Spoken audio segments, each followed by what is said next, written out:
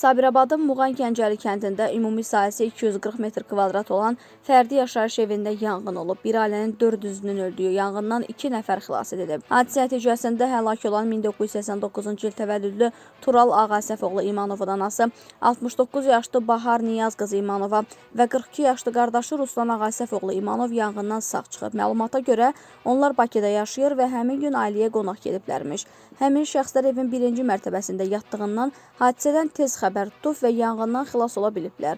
Adı çəkilən kənddə olan hadisə Sabirabadda yaşanan ilk belə faciə deyil. Belə ki, 2012-ci ilin martında rayonun Qaraqaşlı kənd sakini Abdülkərim Murtuzayevə məxsus evdə qeydə alınan güclü yanğında ev sahibinin oğlu Valihin və onun 2 övladının yanmış meyitləri tapılıb.